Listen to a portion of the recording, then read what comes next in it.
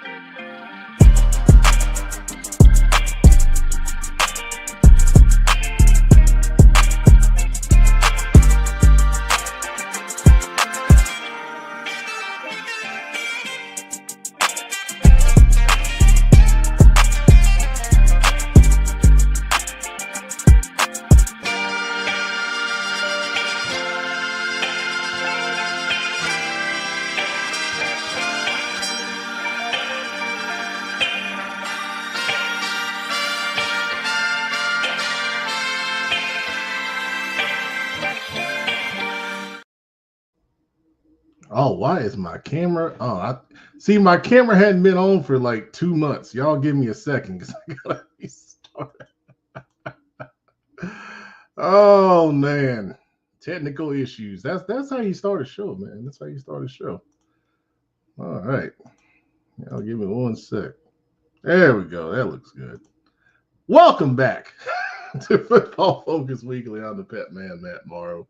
That was our off-season open that we'll use for our March, April, May, and June shows before we come back regular in July, mid-July, when we'll start officially season 7. But it's been a couple months. Last time we were on here was in December before the Queen City Senior Bowl, and we had a great all-star game once again. A lot of great kids were selected and gone on to be selected to play college football by different universities.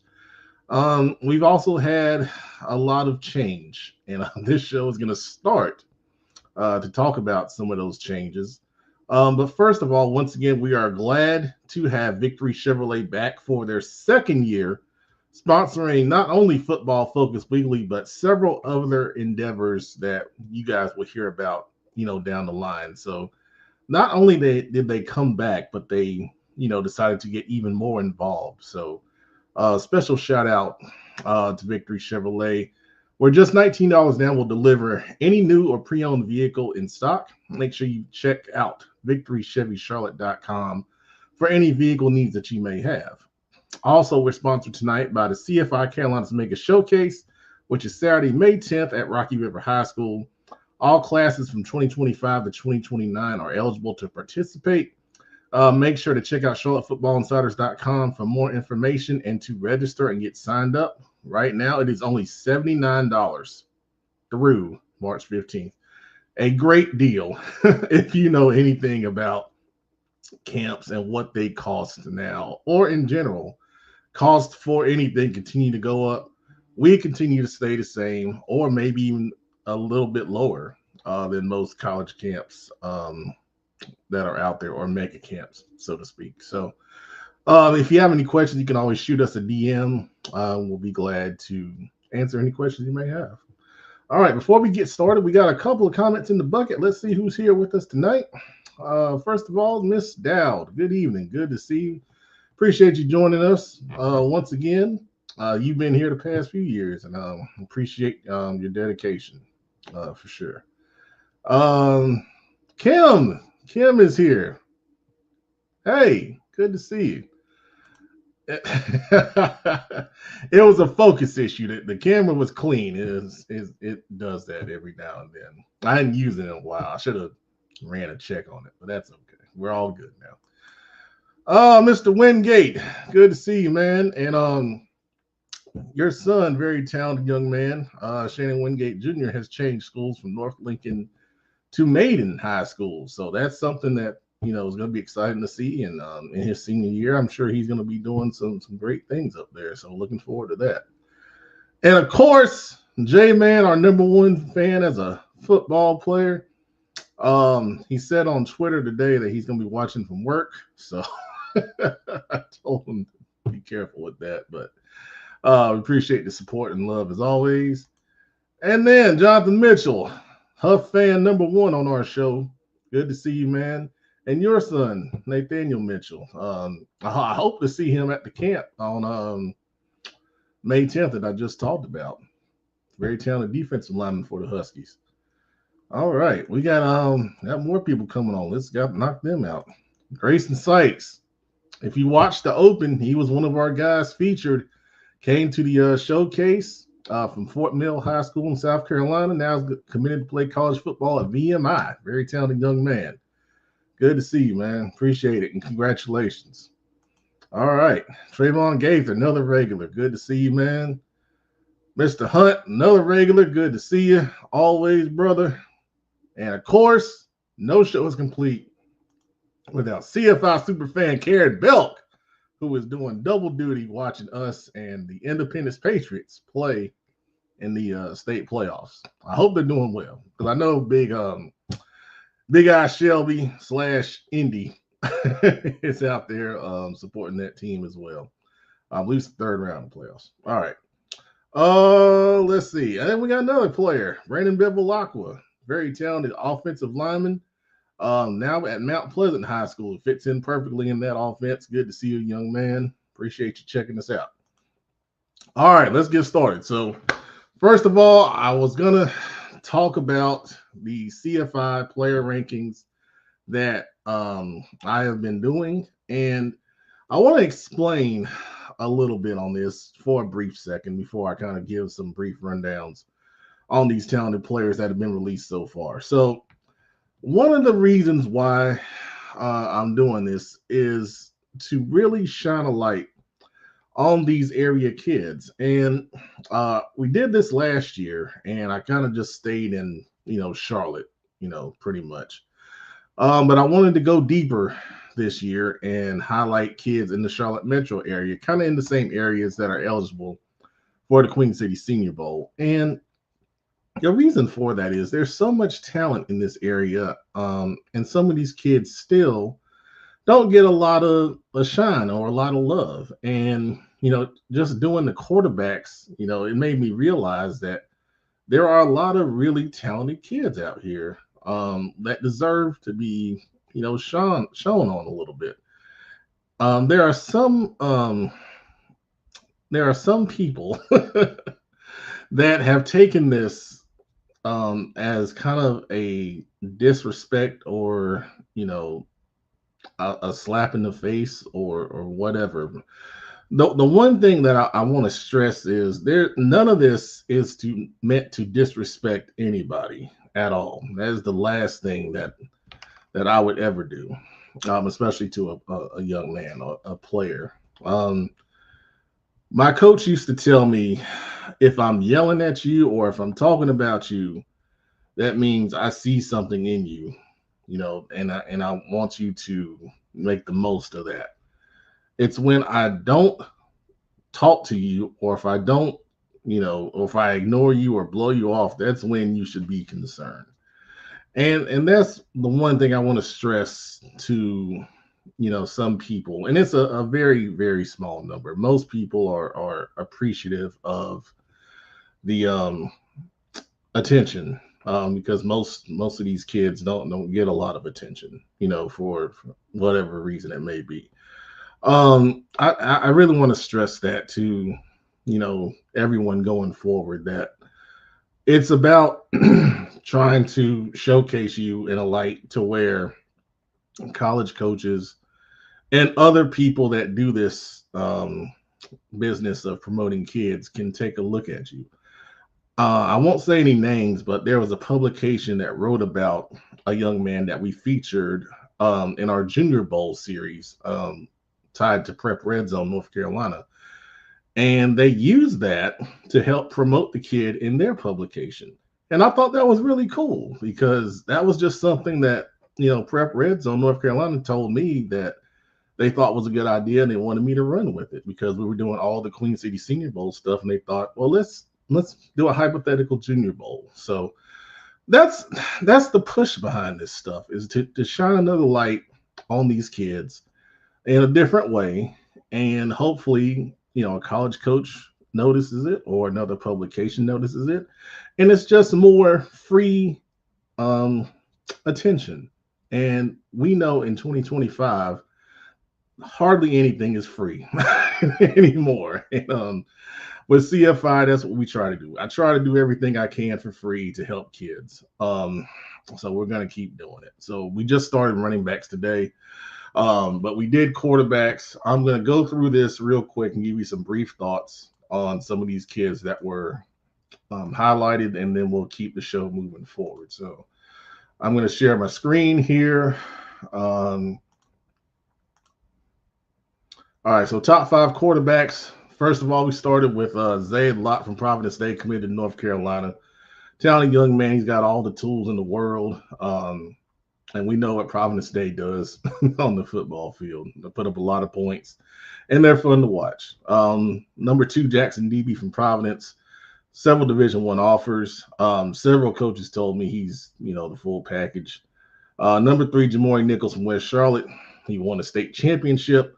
Coach Griner told me, he's the real deal, and he's the champion. He's the only champion on the list. He made that very clear. So that counts for a lot for sure.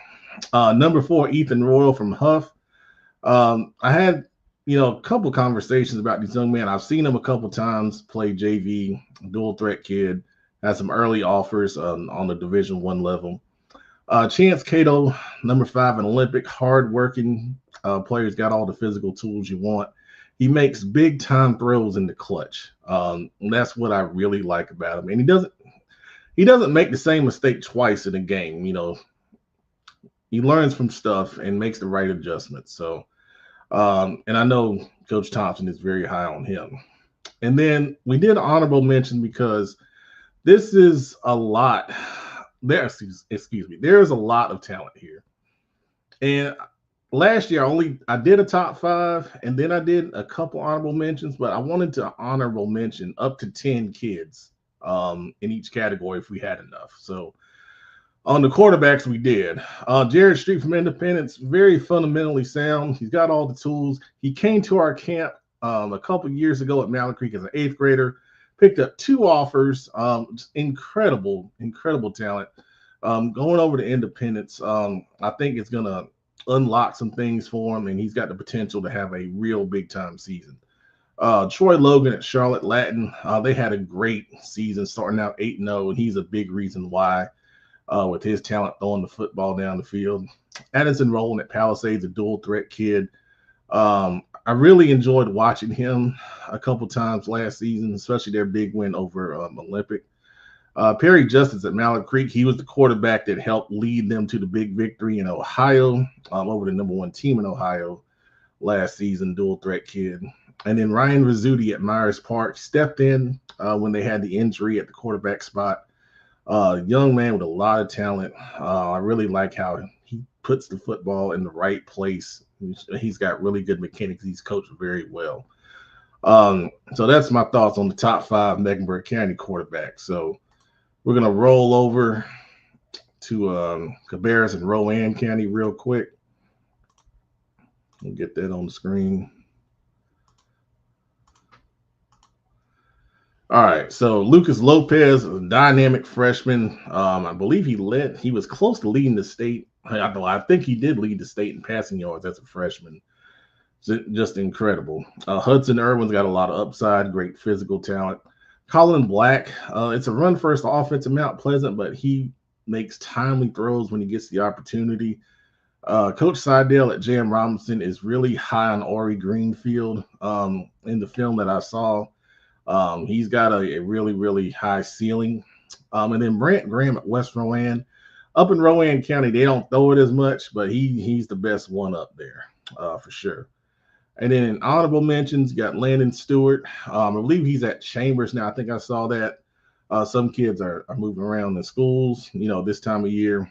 And another one, Lincoln Carlberg at South Rowan. And then Braden Barbario at Hickory Ridge is playing under a new head coach, Brandon Gentry, this upcoming season. And we'll talk about that here in just a minute. All right. We're going to roll on to the next one here. And that's going to be, we got a lot of these. Iredell, Lincoln County. Brody Norman at Mooresville, the two-time Offensive Player of the Year, is back once again. He's starting to pick up some much-deserved offers from colleges in the area. Of course, everybody knows Caden Kraft at Lake Norman, most notably got offered as a freshman by Bill Belichick in North Carolina. Impressive dual threat player who came in the middle of last season and helped lead that Lake Norman program to the playoffs. Grant Lawless at East Lincoln put up some great numbers, a little bit under the radar because of where he is, but he's a really talented player.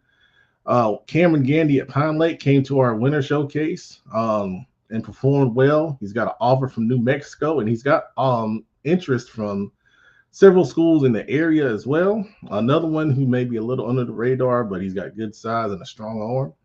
And then dual threat quarterback Tyler Johnson at South Iredell pretty much did everything for those guys, and they had a really good season in getting to the playoffs. And then honorable mention here, Rashad Lynch at Lincoln put up some good numbers, and they got some good talent in that Lincoln team. You're going to see some more players from Lincoln when we do more top fives. And then Caleb Sales, the dual threat quarterback in North Iredell, did a great job in leading those guys to the playoffs for the first time in many years. All right. And then Trayvon Gaither sharing about Jabraylon Patterson. I saw that kid when I covered 7-on-7 up there. He's got a bright future. Excellent size on him and a good arm. Coda Harrison from Statesville Rising Jr. I got to check out Coda. I don't know him that well, so I appreciate you sharing that, Trayvon. All right. Let's go one more on these because we've got several topics to get to, and we've got a lot of people here tonight that I want to get on the screen. Let's do Gaston and Cleveland quarterbacks to finish it up. All right, so Gaston County, number one is Eli Hamrick from Crest, committed to Virginia. You guys might have known that he moved to Crest from the Asheville area after Hurricane Helene, unfortunately, came through and hurt a lot of people's livelihoods. But he's a talented young man. He's got a cannon for an arm. Land Farmer at Shelby seems like he's been there forever, but all he does is throw a bunch of touchdowns, go for a ton of yards, and help Shelby win a lot of games. It's pretty standard out there. TJ Armstrong at Kings Mountain, left-hander, came to our winter showcase and performed well. Top 5 quarterback, really good fundamentals. He's coached by Jamie Bolton out there, who knows what he's doing with quarterbacks. So I expect him to have a big senior season. Patrick Blee at South Point, another one that seems like he's been there a long time, running that red bone triple option for the Red Raiders. He's pretty much running back in the quarterback's position. He's tough and he gets it done. AJ McLean at Ashbrook, another young dual threat kid. We saw him against Crest last year. He had a couple big runs in that game to keep the green wave in it. And then honorable mentions, Gavin Chastain at Bessemer City has done a good job. I think he threw for over 2,000 yards last year. Ethan Presley at East Gaston did a good job, hooked up with Kingston Curry a lot. That's a name you're going to hear, I guarantee you. You're going to hear later on in the top fives. Javon Boyd at Mountain Island, I saw him play toward the end of the season against Valentine Ridge, and he threw, I believe, 4 or 5 touchdown passes. So he's stepping in for a talented quarterback in Grayson Harvey, who you saw in the open, committed to Campbell. So Mountain Island does a lot of good job with getting quarterbacks to the next level. And then Cooper Phelps at Forest View, young man, threw for about 1,200 yards. And Forest View is going to be on the rise in year 2. in that program. All right. Wow. There's a lot to talk about, and we're going to get started here. Jeffrey, I see your comments about Lake Norman basketball. I know what's happening, but I tell you, this is a football show. I hate, that happened to him, but, throughout the years, we've seen similar stories with football as well. So, yeah, it is what it is, man. I'm sorry. First of all, we're going to we got 4 guys here. First one, you haven't seen in a long time, but I asked him to come back.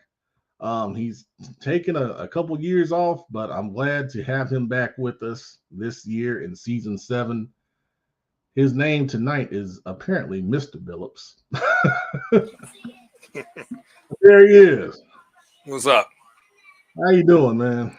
Nothing, man. Got me working and laughing at these folks, but nah, it's that late. I'm glad I'm not on to speak on that late Norman thing. That's from what I read and somebody sent me, and that's wrong. They wait till this late.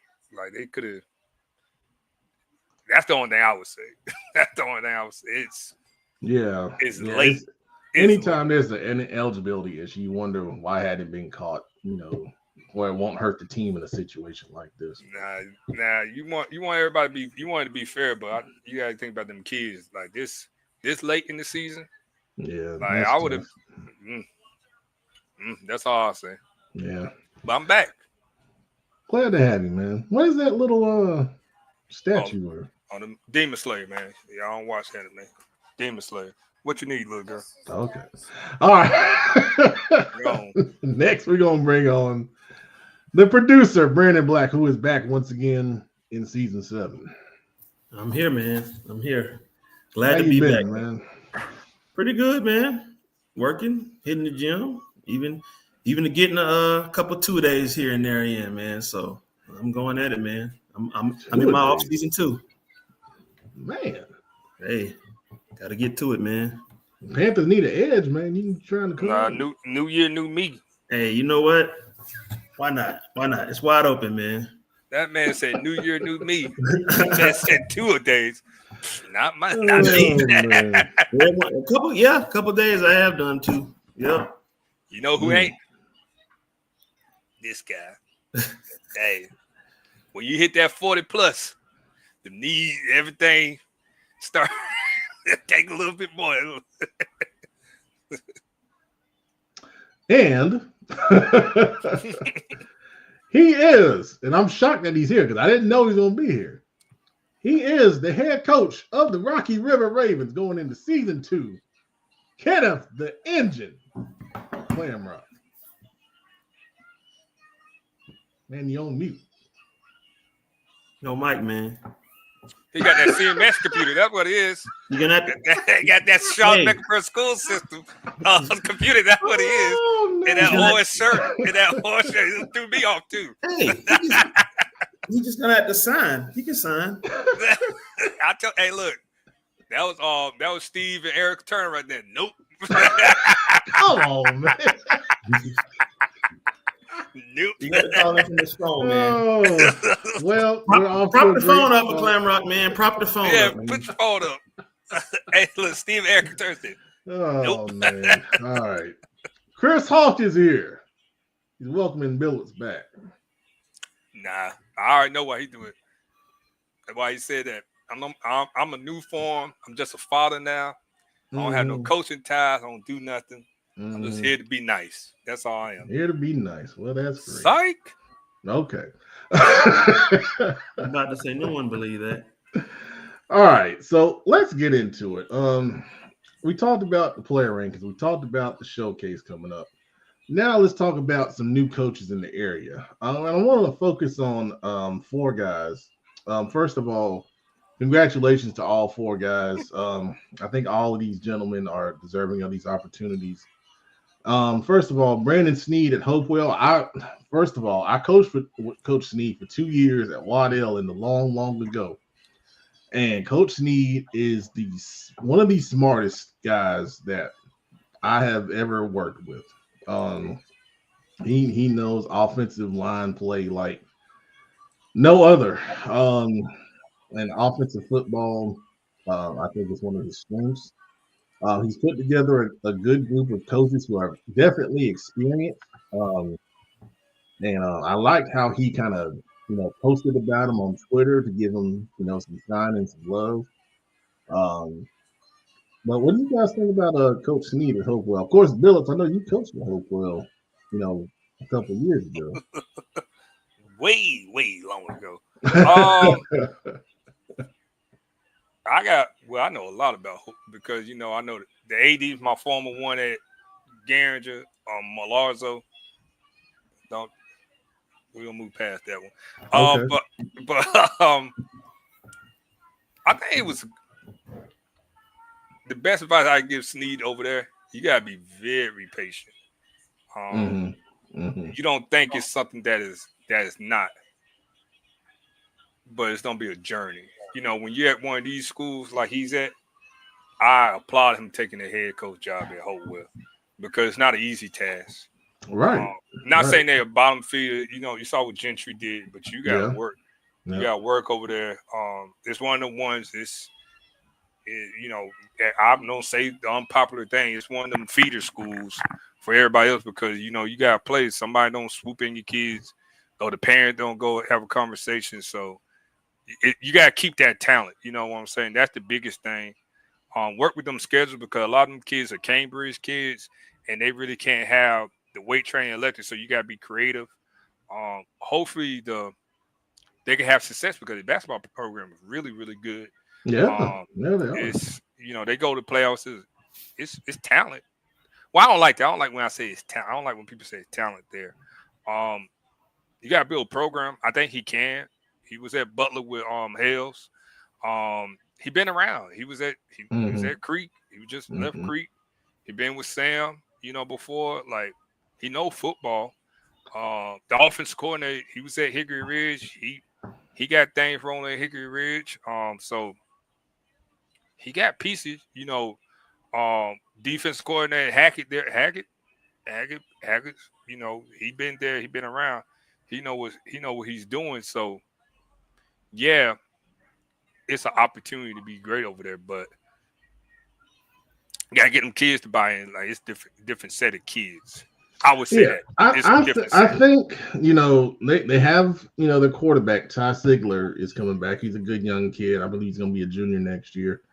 And then Nick Entos, offensive coordinator, who was at Hickory Ridge for several years. I think you mentioned that. So the biggest thing, like you said, trying to kind of recruit the hallways and get those guys out there. But I do like how Snead kind of worked his way up. A lot of guys want to kind of jump the process, but he didn't do that. And that's very admirable, especially in these times now, man. It's a lot different than it used to be. Of course, the former Hopewell coach Brandon Gentry is now at Hickory Ridge, in that program.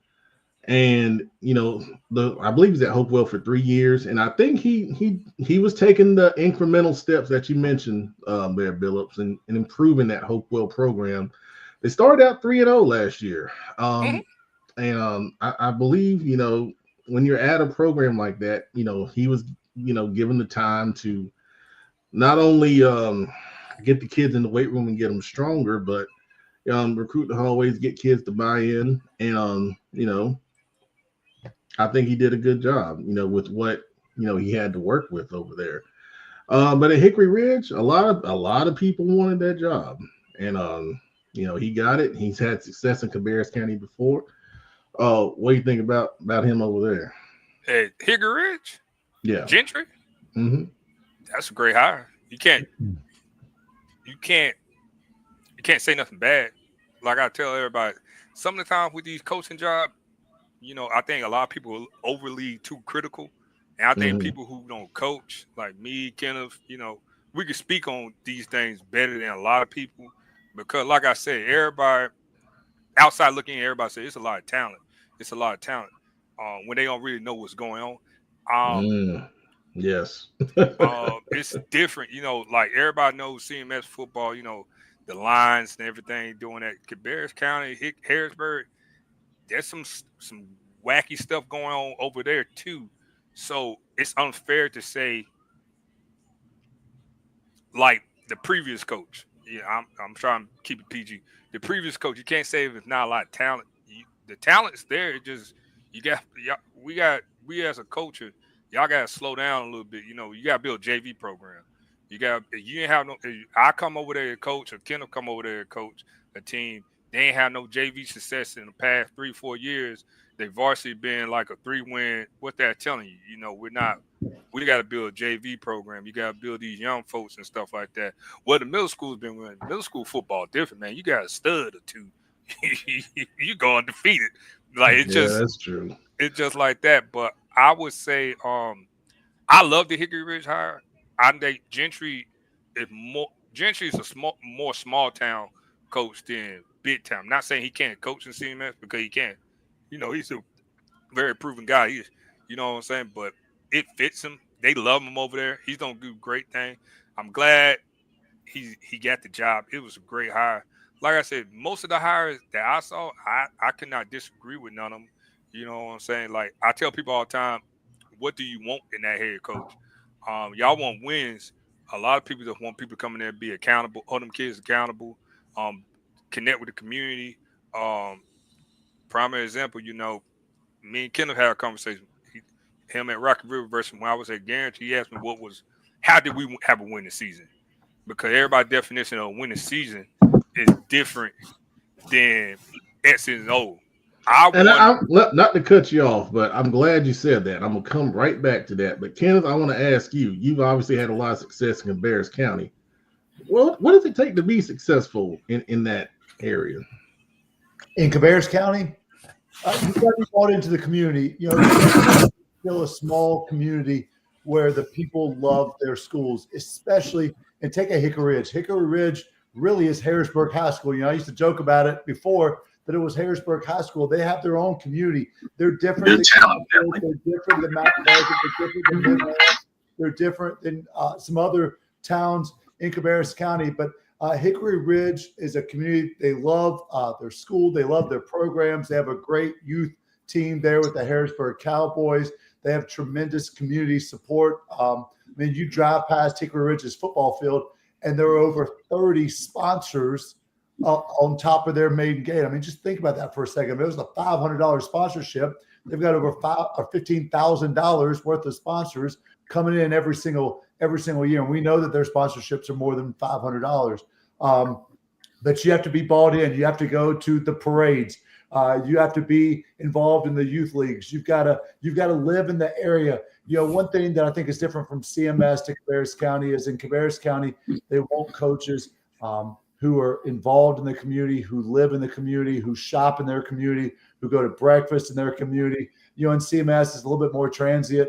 I live in Cabarrus County still. I teach at Rocky River High School. I coach in Mint Hill.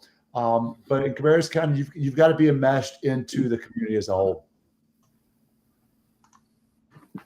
Well said, man. That's well said. Coach Dub, welcome to the show. What's going on? What's up, Kenny? What's up? What's up, brother? I take Bill up off mute. Hey man, I'm mad y'all shut school down for some wind, man. I'm tired of Mountain Island. Hey, man. I'm gonna be able to wake up late. I'll be at the gym when 7:15 school bell should have been ringing. So it's all good for me. I'm like the producer. Hey, Kim, the bad thing about it, every time I pull up to Mountain Island Charge to pick up my beautiful 5-year-old daughter, who's at Mountain Island Elementary, some jackal football coach come to me every time and say, "Hey, I got a hat and a shirt for you." And I said, "Dog, I'm retired. I ain't coach nuts." You said tackle football coach. I love it. American tackle football coach. Hey, Bills, he was trying to recruit me the other day. Who? Yeah. Dude, I'm in the carpool line. I'm sitting there listening to my Joe Budden podcast, or It Is What It Is. Bill, Brandon. Hey, man. You see the field? I got you. I know you miss it. I do not. This is for everybody out there. I do not miss it. I don't have to listen to nobody talking junk about me. My name's not out there. It's all right. Let's move on, and we're gonna bring on. We're not gonna bring on. Didn't take long to get back to the old ways. Hold on 1 second, Pep. Hold on 1 second. Yeah. I'll be back up.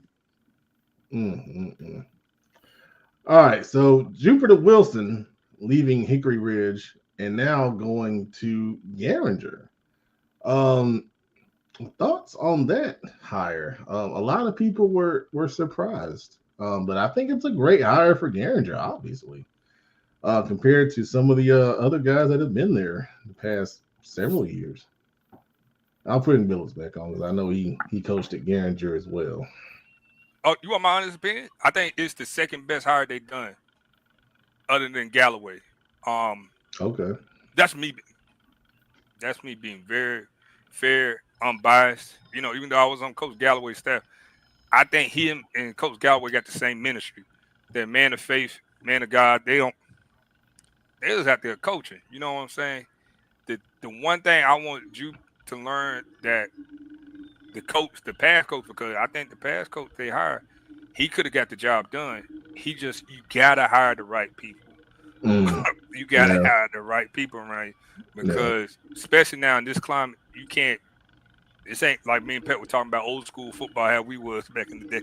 Oh man, we had good talk, but we had to talk about that off camera. That was a good conversation though. But I think nowadays, I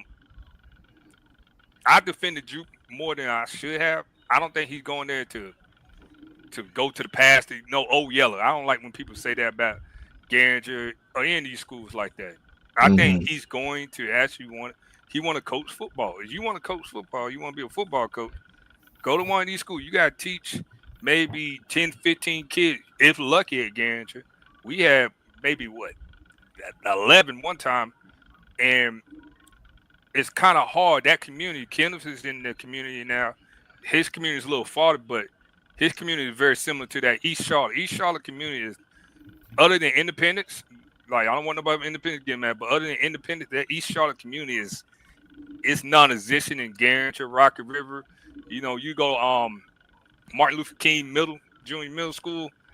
They have a strong program, but most of them kids go to Chambers because they're in that valley, and half the valley go to Chambers, the other half everywhere. It's the lines. That's why I tell everybody, you could go down Albemarle Road. You got some kids at Indy, Rocky, Garinger, East Met, Butler. You like, what? How? It's the lines. Well, that was a big deal when Rocky River opened back in the late 2000s, where those lines were going to be. And effectively, when that happened, y'all remember East Met used to be really strong.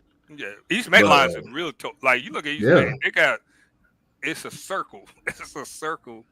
And Butler could come all the way down, which is fair. They could come all the way down Independent, almost all the way down Independent. And then they get some of Matthew. Kim know the pain right now because he could look out like, what, don't they supposed to go? And that school bus taking them kids to Butler. And he and then him and I had some of the similar things. His kids live 10, 15, 20 minutes away from school, but that's their home school. So, it's tough for them. It's the communities. I want people to stop saying it's a talent issue at these schools. It's not. Every school in CMS has talent. Yeah, it's a community. These kids, it's the community. These kids don't have backing, and then they want the coaches to pick them up, to do all this stuff for them, and they don't have the resources. We don't have buses, and it's arm and leg to go get a bus. You gotta make sure you go check it out, do that to take all the kids home. So you got some coaches, they're not getting home. They may in practice at 6 o'clock. They're not getting home to their home from 9:30, 10 o'clock. So the question is, how can success, and we've talked about this before plenty of times, but how can you have success at Garinger? Ultimately, me personally, just don't be straight blunt. I think Garinger, East Met, and Rocky River should form one school like the what's it called does, like the private school, and that way it gives them kids a chance because all their numbers are down. Well, Kenneth's number probably going up, but you really don't have that many numbers, and for to have a JV. You gotta let them 9th and 10th grade be able to play JV. The incoming 9th grade, they're coming into Rocky River and Gander, and they gotta play varsity, and that's scary. They don't want to say that they want to be tough, but you got a kid who's 13, 14 years old, 110 pounds, trying to go play Butler and stuff like that. Now they gotta play Huff. You like, whoa, like. Well, we'll get into realignment here in just a second. But everybody can sit here as grown men and say, "Oh, we could do it." No, you gotta be a realistic person. I'm very realistic. When I used to be on here, I used to get in trouble all the time. I'd be like, "It's not fair." I don't think it's fair at a lot of them schools. I apply anybody to go over there and coach because you're not gonna have a lot of people out there coaching. It's tough. You gotta get that community behind, but. It's like me. All right. Well, let's table that because we got one more coach we got to talk about. Go ahead. Yeah, I can talk about that all day. You know. Oh, I know. Anyone else got thoughts on Coach Jupiter going over to? Good luck to him, man. I commend him. You know, it's not a secret that there's going to be a lot of work to bring them up to relevancy. You know, hopefully at some point a JV. Because for years they just had a lot of kids that weren't varsity ready, just forced to play varsity out of necessity. So it's got to be, you know, I've said this forever. It's got to be some more kids in that school that can play. I don't know how you find them. I don't know how you extract that talent from the school. It's got to be some more in there, man, even if it's just a few. But yeah, I think if someone can bring them back and kind of start rebuilding, it's him. You know, he's seen success, so he knows what success looks like. He just needs the support. So, you know, hopefully he can get that. But it's got to be some more kids in that school. He's got to put forth some effort to find whatever talent is still in there that hasn't played or is not playing. He's got to do that, man. And then that'll be a good start, a step one. Yes, well said, man. Well said. All right. So the last new coach we're going to talk about tonight is obviously someone that we all know because he played here for the Carolina Panthers and several other teams in the NFL. And that's Captain Munderland, who is now the head coach at Chambers, taking over for Coach Brandon Wiggins, who is now an assistant principal in Greensboro, which is awesome. Happy for him, happy for his family.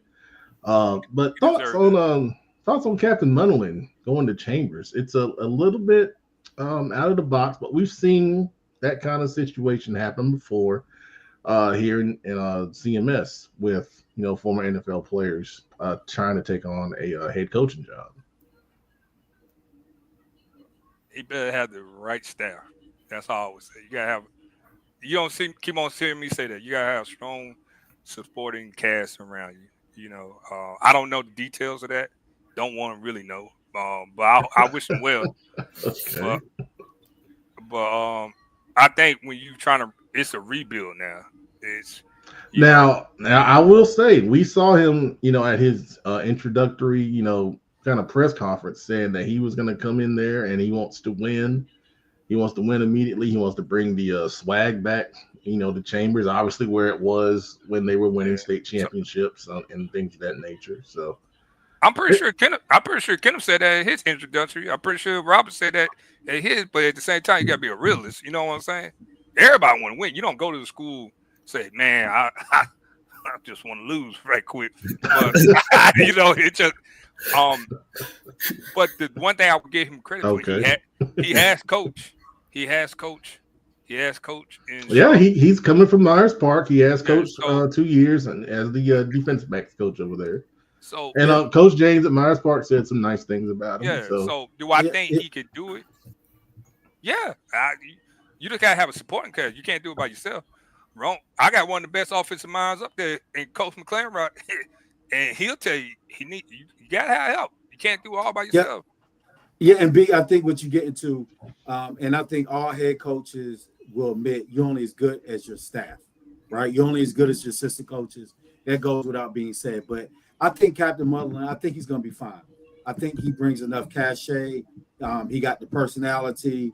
You know, he got the credibility of coaching and previously in high school, but also being an NFL player. So from this area, so I think he'll have enough cachet.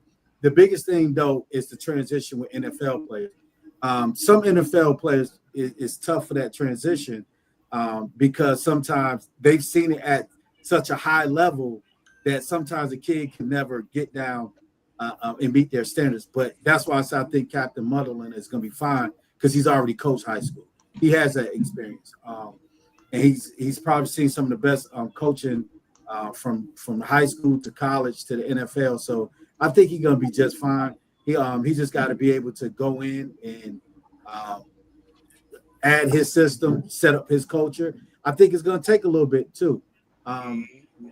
Just being at Chambers, everyone's expecting him to win, compete against the Mallard Creeks, the Huffs, but it might take some time to establish his culture. We've seen that with our coach from Mallard Creek. It took him a little bit of time to get in there and establish his culture, because sometimes when you make these coaches changes and you're coming in and you're the new guy, you got parents, players that still holding on to how it used to be or what systems and culture has been established. So it might take some time for them to work through it. Yeah, I think that's well said. Well said right there, man. I'm excited to see it. I've heard rumors of who's going to be on the staff, and I think those kind of guys will have instant credibility with those players. Chambers being an inner city school, I think he can connect with the kids and maybe get some kids that were not playing the past couple of years and get them out there. But we know Chambers keeps talent. There's no doubt about that. All right, so there's a couple open jobs still in the area. One being Wes Cabarrus and the other being Stuart Kramer. I was hoping Joe, our buddy Joe Hughes, would be kind of here in the chat, but Steam pressing his turtlenecks. That's what he's doing. Okay. Yeah. But Wes Cabarrus, obviously, Kenneth is our Cabarrus County expert. You forgot one. Look at the chat, please. In our chat, you forgot one. I did? Yes. Who did I forget? That's why we pay Kenneth. Oh, yeah. That's why we pay the big one. Hey, man, we all got the ball head. Hey, man, Rob, you got to shave your head, man. We all got the ball head, 70, brother. You got to join the game, man. Hey, let it go.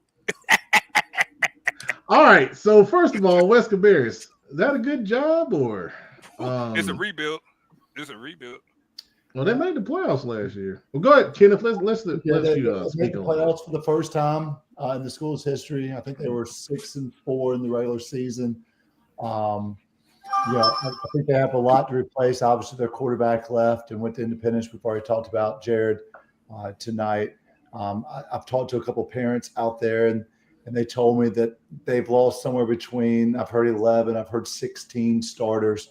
Oh, goodness. I think you're right. There's a lot of guys that have graduated, that have moved on.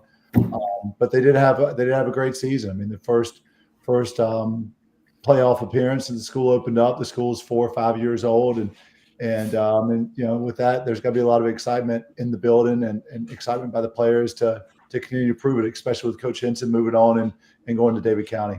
Mm-hmm. Yeah, the running back's gone, right? He graduated as well. Yeah. And then most of that defense was. Yep, they were older. Yeah. Offensive lineman. Yep. Hey, I'm not. Like I said, I'm not talking junk. That was that running back in that defense. I think they've got a good quarterback to play off of. The rising senior, Jay.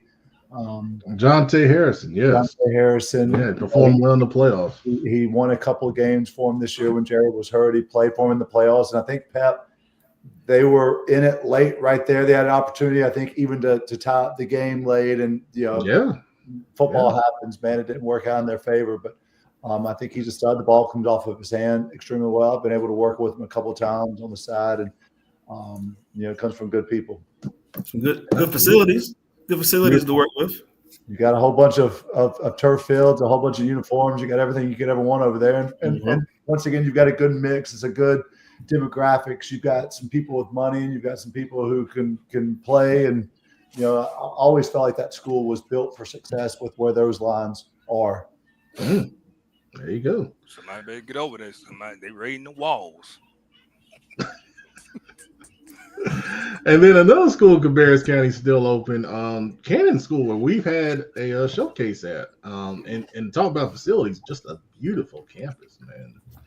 But where are they gonna go, or where should they go? Maybe. I've heard that potentially they've placed an offer or put in an offer to someone. Okay. So I think that will be coming out here soon. All right.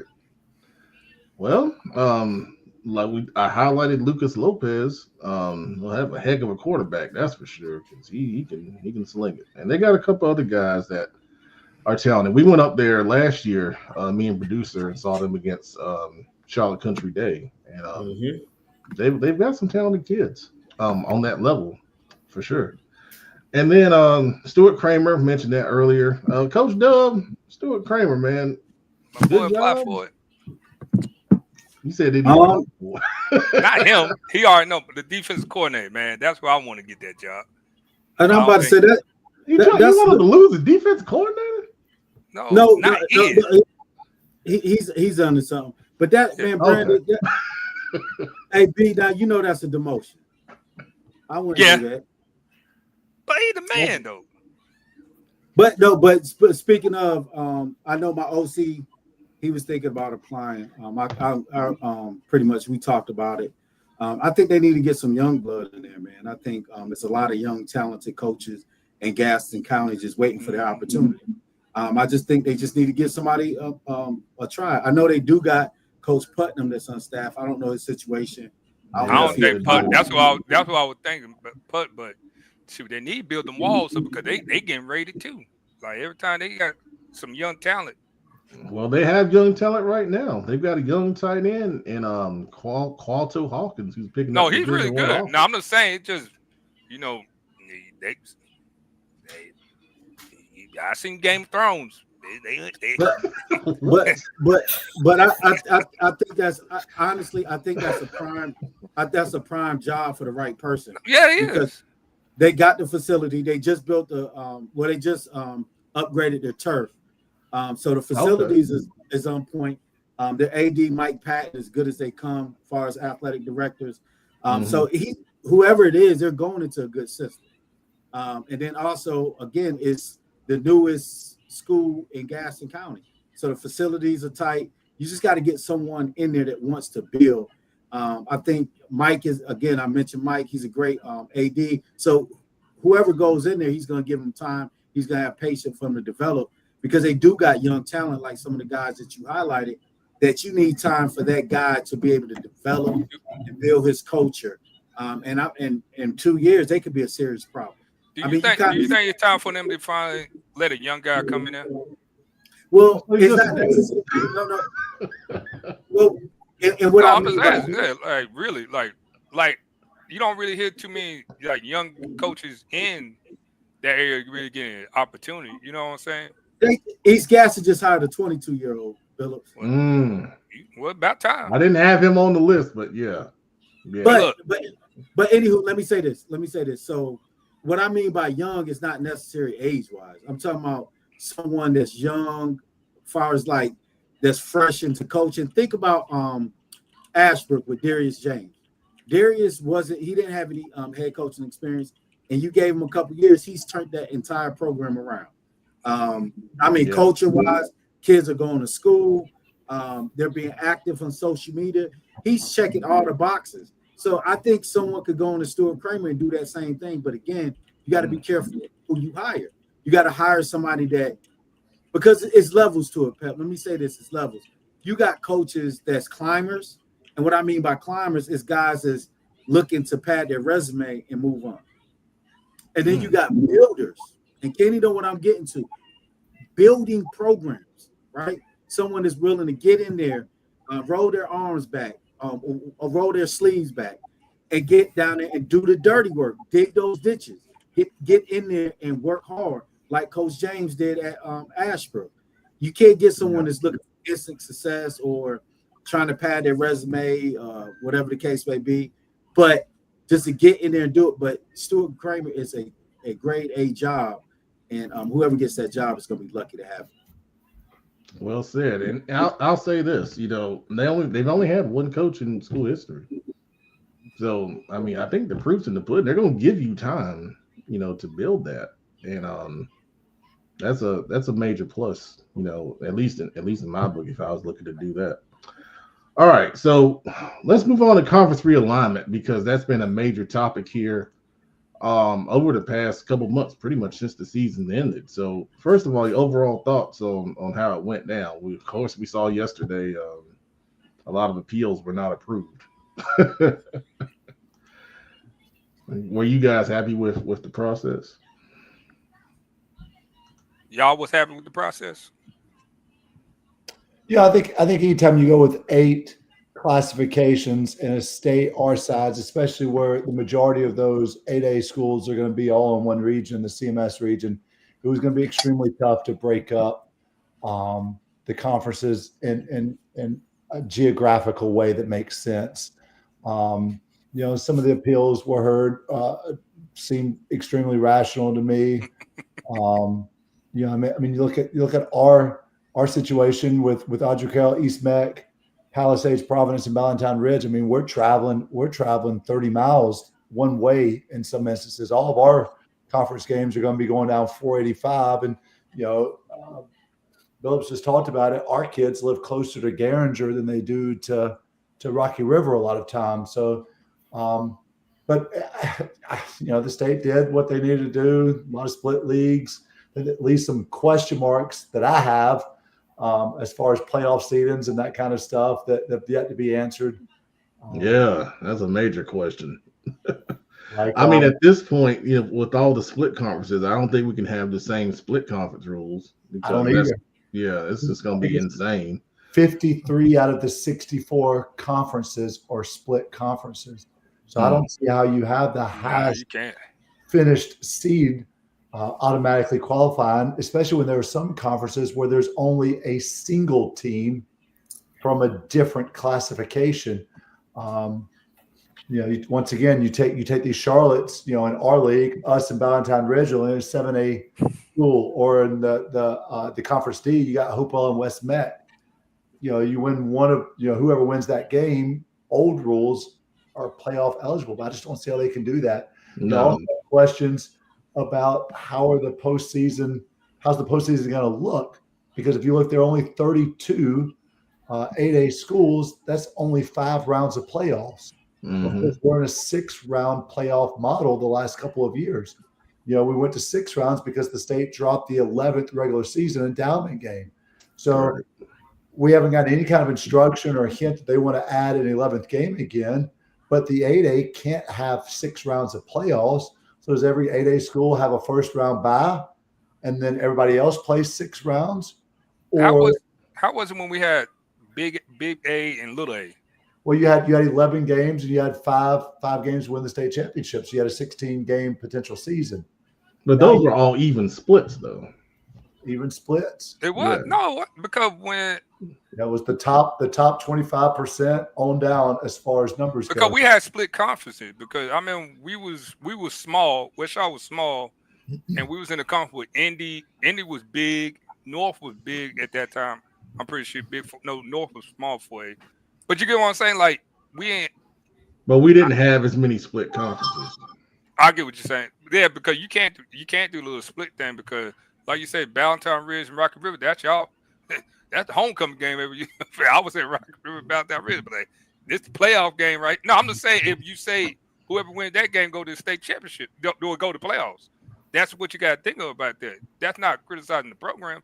Like Hopewell versus West Met, that would be the playoff game, and then like C, whoever wins the 3-game series out of them 3, that's who go. But I get what y'all saying. You can't like even like with the 8, you don't have to do it like by rankings.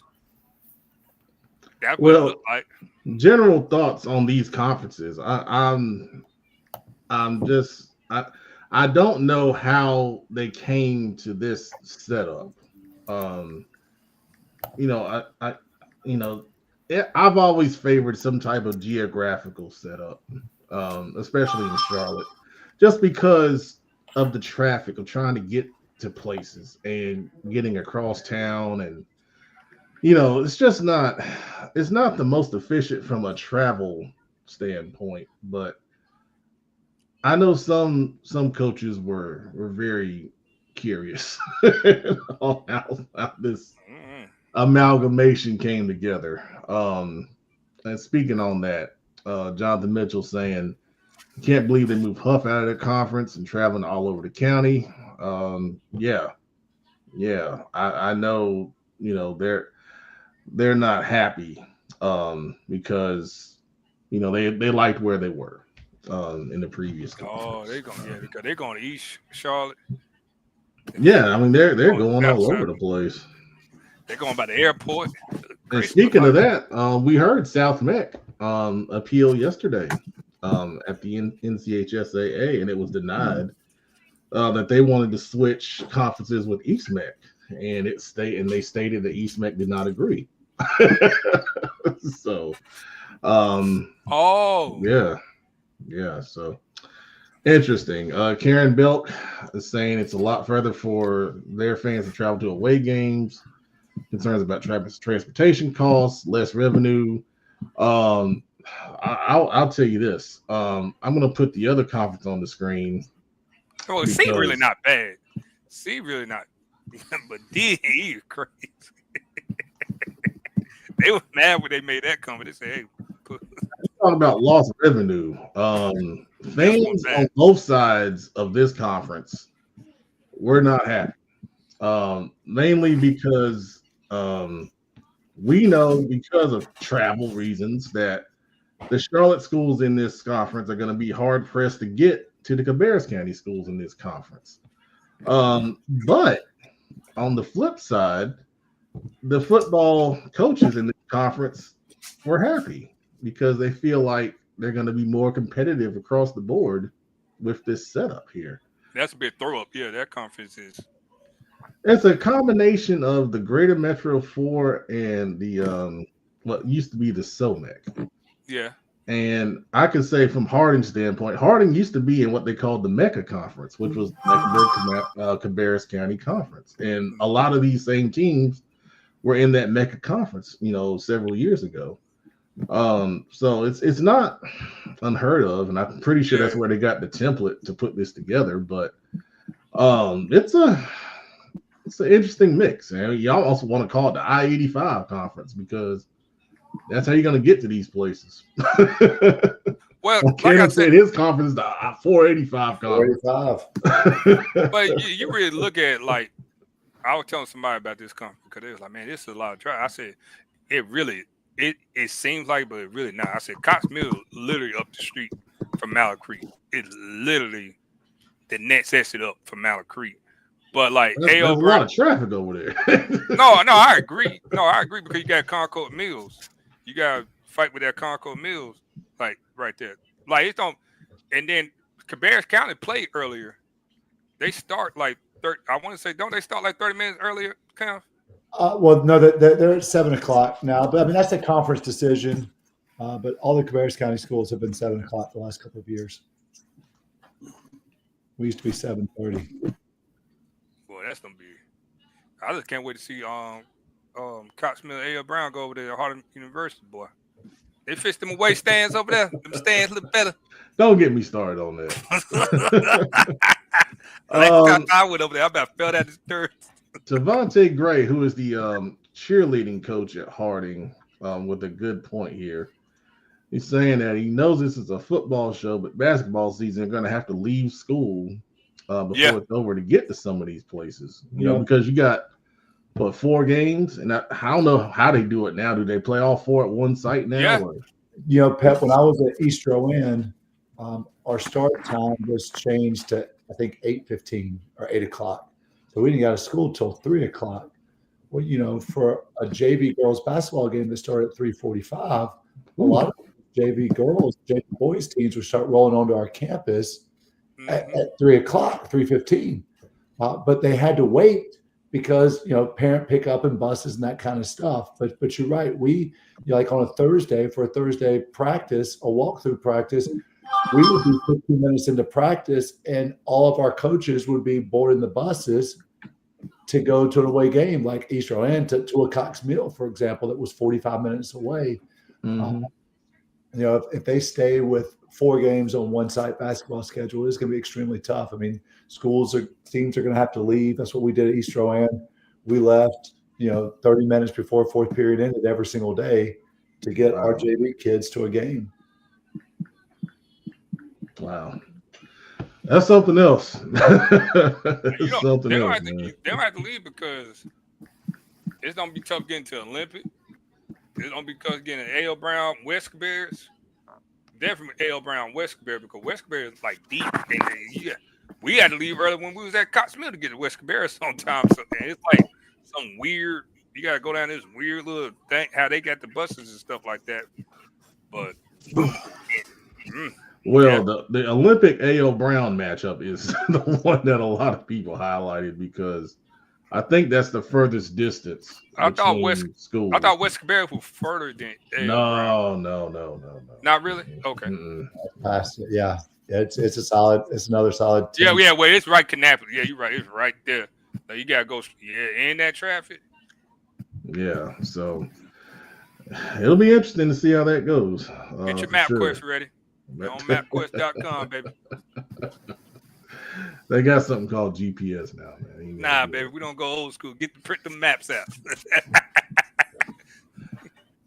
All right, so don't put them in timeout for a minute. But this last topic here is one that I really wanted to. Let me address this, James. We got a long way to go. We're gonna hit that. We're gonna hit the other conferences, area conferences, in the next in our April show. Okay. So hey, what's up, Coach James? What's up, bro? Oh, is that Darius? That's my dog. Yeah, I believe so. That should be. Oh, okay. What's up, man? How you doing? I could be wrong. I think that might be. Yeah, I think that's him. Okay. Colors. All right. Well, cool. All right. Well, let's talk about this last topic because now here he is. Here he is. Darn, Joe, we were talking about Stephen Kramer. You wasn't here. You hear from Phillips' commentary. See, now you feel bad. I told you that was not Debo. Debo would have been said something. I knew that was not Coach James. I'm about to text Debo and say, man, Robert don't even know your YouTube. What kind of friend are you? Man, that's my dog. But anyway, you done said no. Hey, Joe, the Randy Jackson of CFI. I told you. Let's go, baby.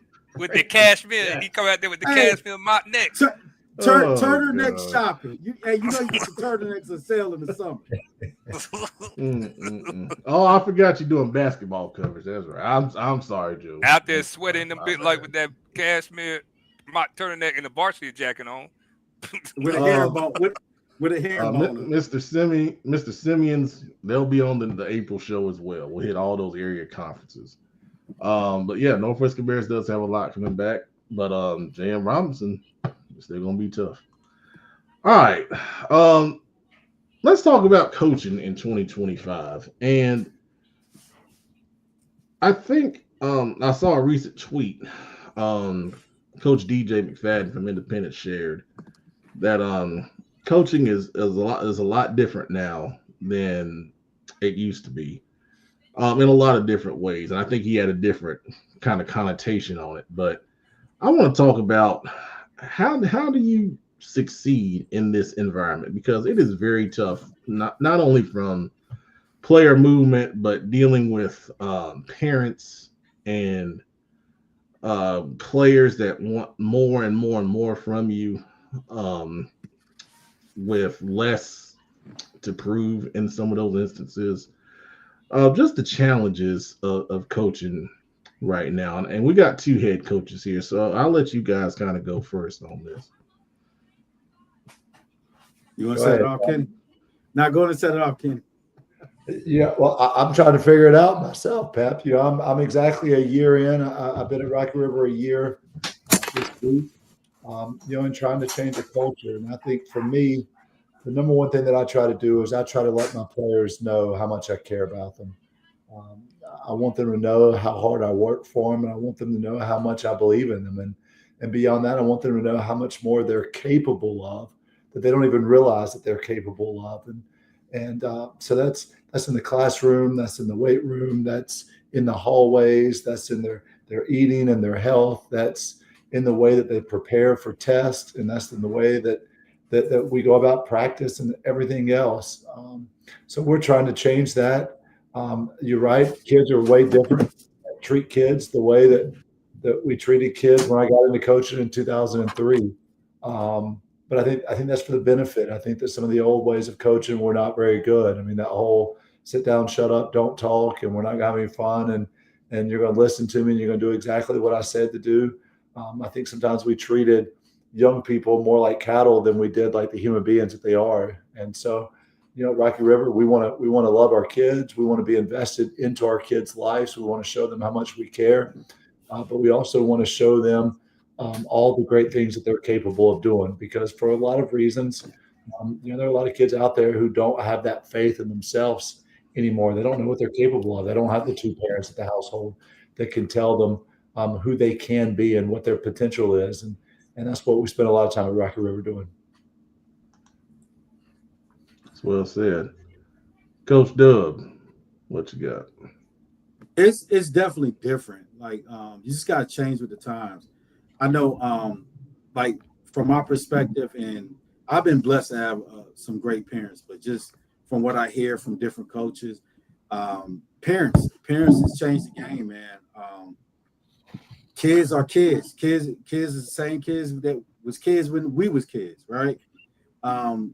Kids could be molded, man. Kids could be shaped. But whenever you got, you're supposed to be supporting cast, saying the opposite of what your coaches are saying, you're going to always have that clash. And I think it's just about trust. Is a lot of trust is leaving the game. I mean, I always remind my parents that, hey, if they don't listen to you at home, they're not listening to us on the field.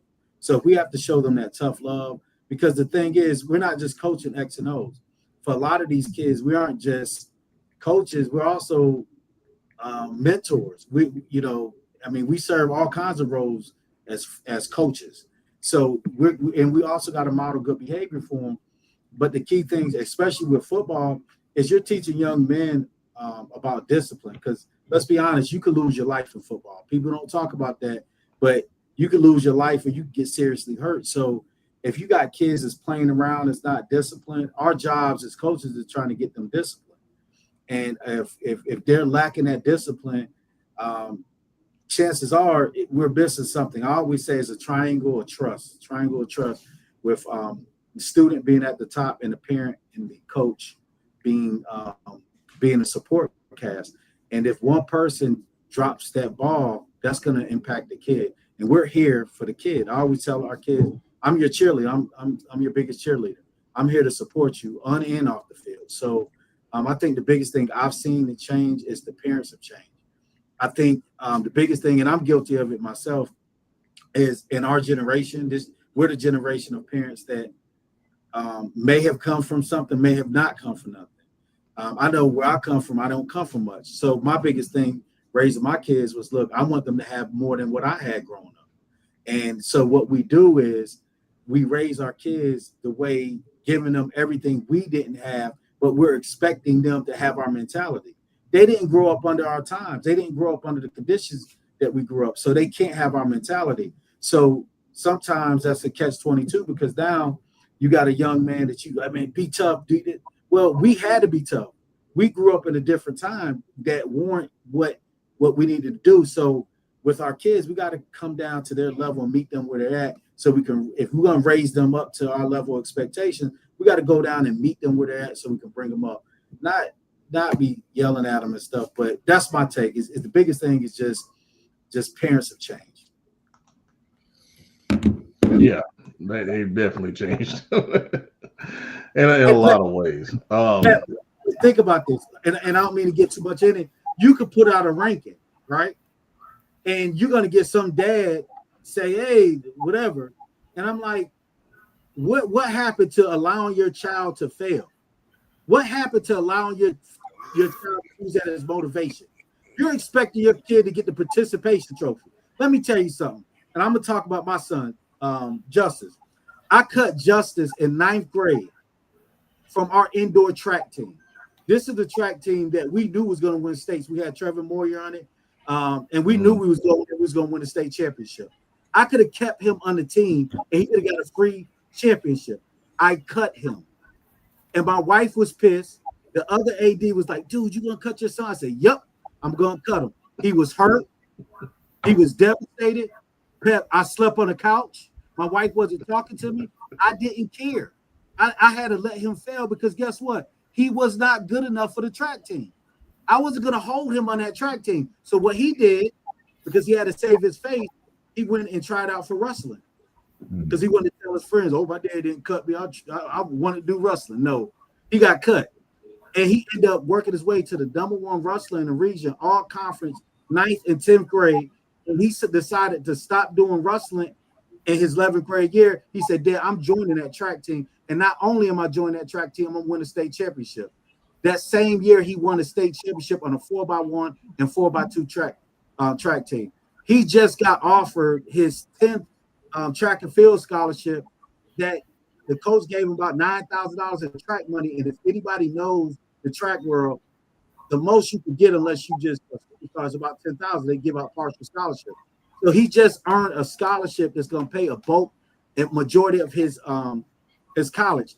That would not have been if I didn't allow my child to fail. So some of these parents is up here. Remember, there's a difference between being a parent and being the fan club president. Don't be a fan of your kid, man. You're a parent. You start being a fan of your kid, that's when that kid is going to start losing respect for you. They're going to start losing focus. So if you're upset about your kid's rankings, anything, and I'm speaking for myself, I'm not speaking for Pep. But if you're upset because your kid didn't get ranked when you think he should got ranked, allow him to absorb it. Now you could challenge him. What you going to do about it? Oh, he didn't put you on his top 5? What you going to do about it? I remember a good friend of mine, Mo Neal, from he went to Syracuse, played at Forest View.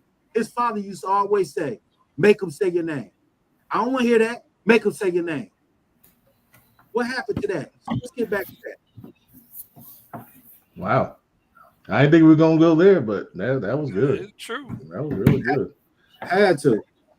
One other thing I want to talk about before we end the show, and it's still on this. You ain't asked me what I thought. Yeah, we running short on time. No, I was just gonna say one thing. I'm not going in depth. I'm just gonna be honest with you. For the coaches who say the coaching climate is down, instead of going on social media and tweeting about it, when y'all have y'all symposiums and y'all have all these meetings, why won't y'all talk amongst men and say your grievance? I think a lot of y'all are going to social media now and acting like the children. Y'all get on y'all kids saying, "Don't say nothing to this person, don't say nothing to that person," instead of just going behind closed doors having a conversation and just saying, "Hey, we need to do better as men. Hey, we need to stop talking down about this program and that program," because if you want to be honest, y'all doing more of that than uplifting the coaching world. So if I stopped coaching because I didn't want to be a part of it, because I thought it was a very toxic climate now. I used to be one of them. I really did. When I first started, I was really bad. But when I had my children, I said I got to be a better example for them. And even me coming back on here, why I stepped down, I didn't want to talk because I didn't feel like I was in a great headspace. But now that, I've been doing the dancing dead stuff and the karate, my daughter doing all this stuff, I understand my purpose of being a man, a grown man. I'm 40. I don't go back and forth with people. But I think I would have a conversation with somebody instead of saying, "Hey, I don't like you." I don't go tell you, "Hey, can we work this out?" But I think y'all need to stop doing it. There's a lot of great coaches in Charlotte, and please stop talking bad about Charlotte football. Charlotte football is one of the greatest areas to coach in. The coaching is down everywhere, and I think because people don't want to go work, people don't want to go put the work in. People don't want to do that. We put down people going to Ganger, people going Rocky River, hard and all that. But that's don't teach. My greatest thing is every football player from Ganger. I get long-winded, but I'm don't stop. Every football player I had at Ganger who played with me, they call me every day to this day. They're working. They're in college. Everybody who I had on an 0 and 13 Hopewell team, them gentlemen, one just got married.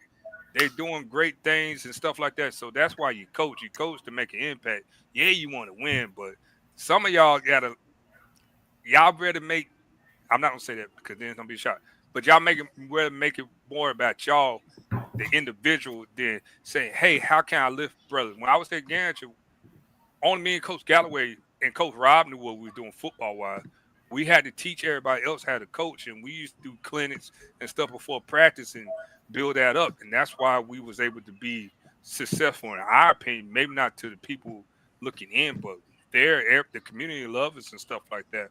But I think y'all need to give back more on that because we as adults, we put down each other and say that you can't do this. I'm way better than you. Nah, man, y'all gotta work together, man. There's so many amazing people. You just teach them how to coach. Like it takes a lot for people to be away from their families to come coach. That's why I can't do it. My children are more important to me. Well, I think you make a good point about the time commitment that coaches have to put in, especially successful coaches. Yeah, that have to put in on the high school level. One question, and then I'll really end the show. But I got to say this: a long time ago, I did coaching rankings when I was at Carolina Varsity. Please do it. And I apparently I didn't get a lot of feedback, but the guy that was in charge got a lot of feedback about that. Should I make coaching rankings now? I think all jokes aside, I think you should do whatever makes you. I think you should do whatever makes you feel. I'm just joking. I'm not gonna do coaching rankings because hey, Miss Bird. That's the first time she ever says, "Hey, nice to see you. I love what your husband doing at Huff. Doing a great I was job." joking. All right, last No, question. I would do it. I'll do the coaching. No, well, I know you would. Last question. I'll just make everybody. Seriously, assistant coaches. When I coached, and of course Billups, when you coached, and you guys, Kenneth and Robert, coming up through the ranks, it was a different kind of mindset. You had to grind, you had to earn your way. You did all the grunt work before you got that opportunity to lead in whatever way it might have been. For me and Billups as coordinators, and then obviously for you guys as head coaches. What has changed in the mindset of some assistant coaches wanting to jump right to a coordinator spot or even a head coaching spot at a very young age without putting the work in like they used to? Instant grit. Well, we're in the instant grits, right? Everything faster. So one thing I do, and I'm blessed with my staff that I got a bunch of young coaches, but they're willing to learn. And I think I was talking to somebody about this the other day. I had a coach, and I won't say their name, but it was a younger coach. He was moving too fast, right? Well, he wasn't young. He was a little younger than me, but he was moving too fast. And I would tell him like, "Hey, dude, slow down." And he thought I was trying to hold him back, and that's not what I was doing. I'm like, "You got great ideas, but the reason why you're not executing is because you're moving too fast." Because remember, the difference between a professional and a con man is the point of execution, right? So you're coming off as a con man because you keep doing stuff and you're not delivering on that. And y'all know who I'm talking about. I won't say their name. I know. But you know exactly who I'm talking about. But the point is, I don't. I'll tell you later. Oh, okay. But no, great dude. I'm not talking about him as a person. One of the most knowledgeable coaches I've ever coached with, but they move too fast. So they kept getting themselves in situations that I would have to get them out of. So with that being said, I think the biggest thing is coaches not going through that grind. I remember having a line of field and then come in the coordinator complaining, "Hey, Washington, the 40 look crooked." Man, in that hot sun, I was pissed. But you gotta go through those things, man. I had another assistant, this is maybe about 6 years ago, and he's still on my staff to this day. But I remember giving him a camera, and he looked at me. He's like, "What you want me to do?" I said, "Our video guy's not here today. I need you to video." And he was like, "But I'm a coach." I said, "That's part of coaching." Because I started off doing video, doing what God knows what. Y'all seen my team watch the videos. Check it out. I started off doing everything I could possibly do and work my way up to where I'm at. So I would tell a lot of these younger coaches to slow down. Be careful what you ask for. because the one thing you don't, when you get an opportunity, you want to be prepared for it. And also, you cannot be a good chief if you're not a good Indian. You got to be able to follow your head coach. And most importantly, you might even think that stuff should be done this way or that way, but guess what? It's not your show. You're the co-star, right? So you should either do it the way the head coach wants you to do it, absent any kid being harmed, any crazy stuff. Absent that, do what the head coach tell you to do. And when you get your opportunity, then you'll be able to do what you want to do. Pep, the most I've learned from coaching is by a bad head coach I work with. He taught me everything not to do, but I didn't upstage him. I didn't go behind his back because, I mean, let's be honest. A lot of times, and again, I'm not speaking for my situation because I'm blessed. I'm blessed in my situation. But a lot of assistant coaches thinking assistant is going behind the coach's back, playing the kids against the head coach. You don't know what that man's job is like until you got to get in those shoes. Because trust me, it's a huge difference from being an assistant coach and a head coach. When I was an assistant coach, if they had a coach of the year award, I would have been. All the kids love me, all the parents love me. All of them wanted to come to me behind the head coach's back and talk about the head coach. What I used to say is, nah, we got to listen to him. I never went against my head coach. And that's what made me a head coach, a good head coach that I am now. But a lot of assistant coaches, man, it ain't about you, man. Get out the way. Your job is to assist. Assist your coach. Assist the head coach. That's your job. So just slow it up a little bit. Yeah, I would agree. Kenna, you want to add anything on that? No, I mean, I think you guys have said it all. As assistant coach, I worked extremely hard. I was fortunate enough to work with the same coach for 12 years, Glenn Pat.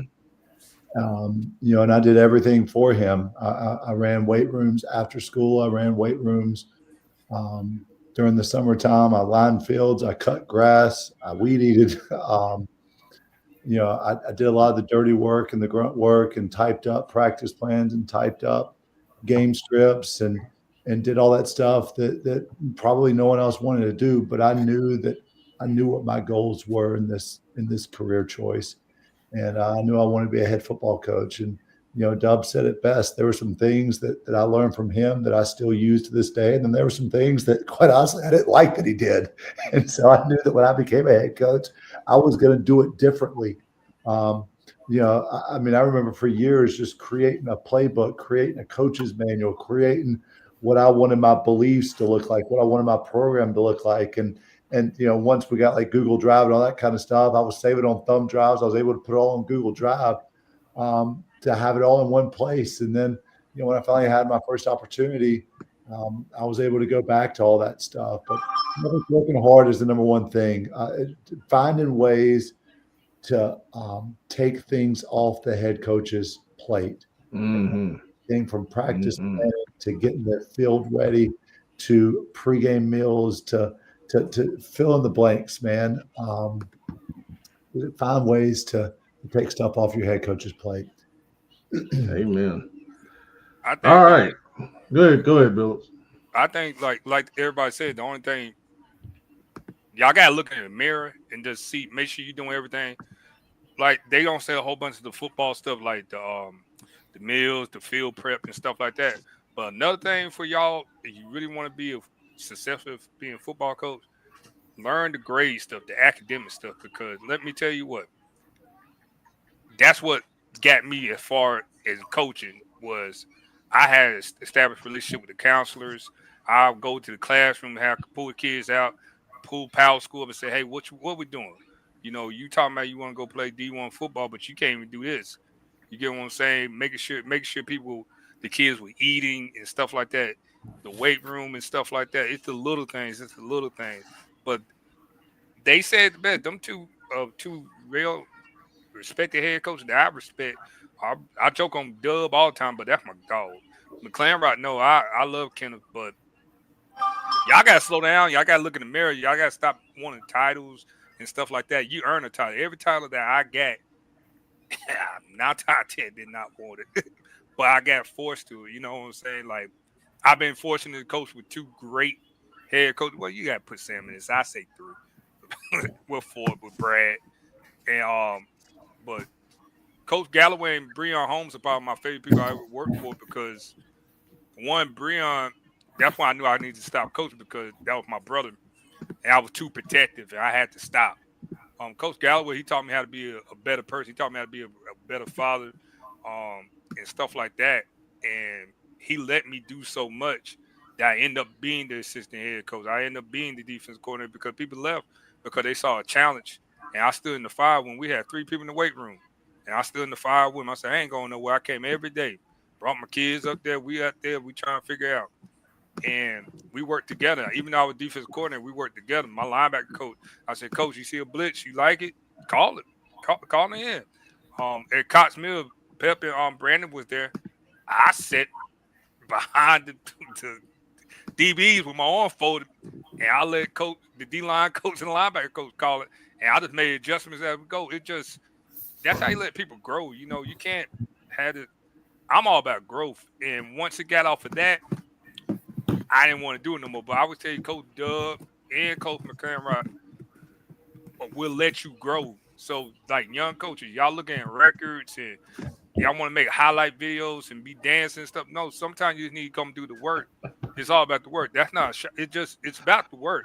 Oh man. You can TikTok at Mountain Island and Rocky River still, but it just go put the work and learn how to coach football. You know what I'm saying? It's fun. You might want to ask those guys when they're gonna let coaches TikTok. Don't just say that.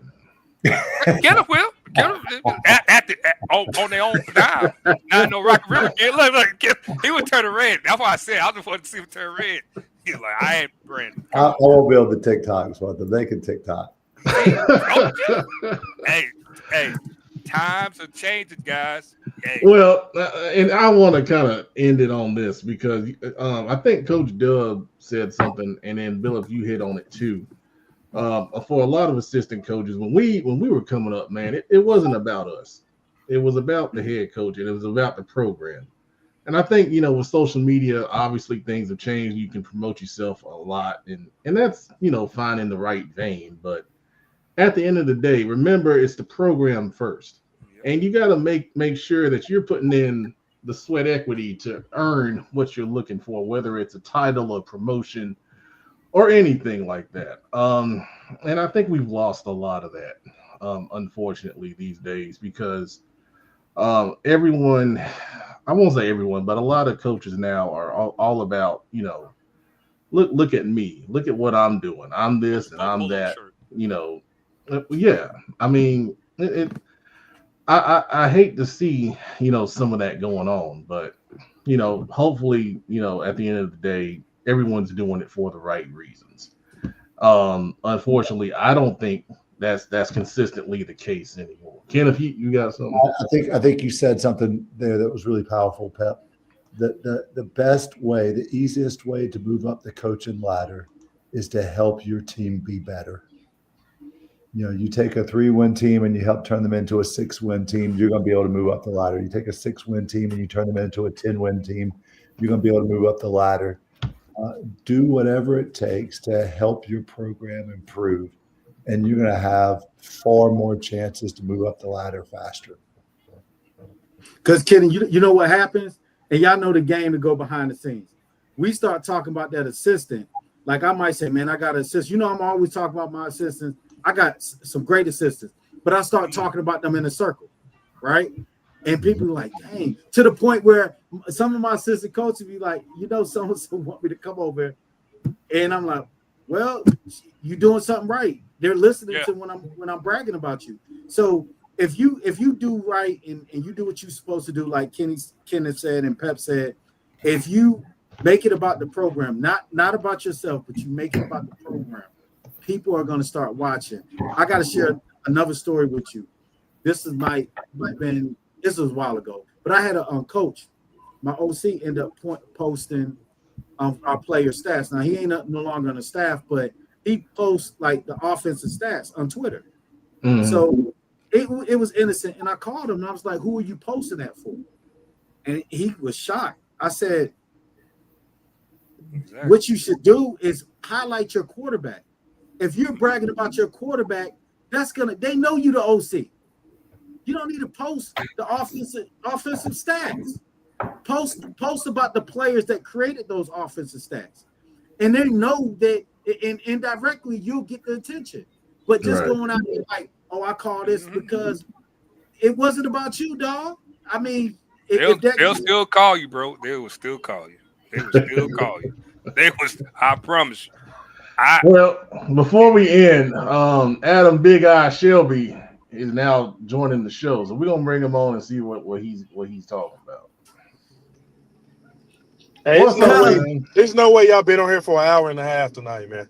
Yes, we have. It's the off season. We had a lot to cover. I hope it's been very informative, man.